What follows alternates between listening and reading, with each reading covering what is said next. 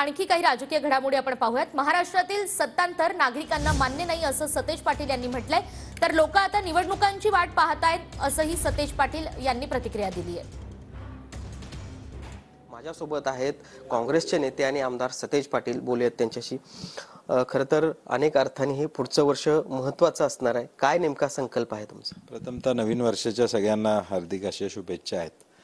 पुढचं वर्ष हे निवडणुकीचं वर्ष असणार आहे आणि देशासाठी अत्यंत महत्त्वाचं वर्ष असणार आहे। मागच्या वेळची मताची टक्केवारी बघितली तर 60-63% मतं ही भाजप नको म्हणून या देशामध्ये पडलेली आहेत। आता ही एकत्रित करणं या दृष्टीनं इंडिया आघाडी एकत्रित आलेली आहे आणि एक पर्याय चांगला भाजपला देण्याच्या दृष्टीनं इंडिया आघाडी अत्यंत सकारात्मकरित्या पुढे जाते।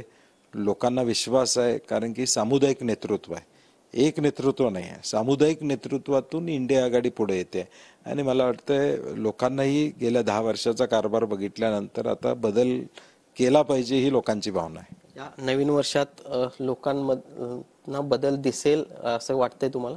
नाही, 100% दिसेल, कारण की लोक वाट बघतायत निवडणुकांची। विशेष करून महाराष्ट्रामध्ये जे सत्तांतर घडलेलं आहे, शिवसेना फोडण्याचं काम असेल, राष्ट्रवादी फोडण्याचं काम असेल, या सगळ्या गोष्टी लोकांना पटलेल्या नाही आहेत आणि लोकांना त्या मान्य नाही आहेत आणि हे मान्य नाही आहेत हे दाखवायची संधी लोक निवडणुकीची वाट बघतायत, निवडणुकीत होईल।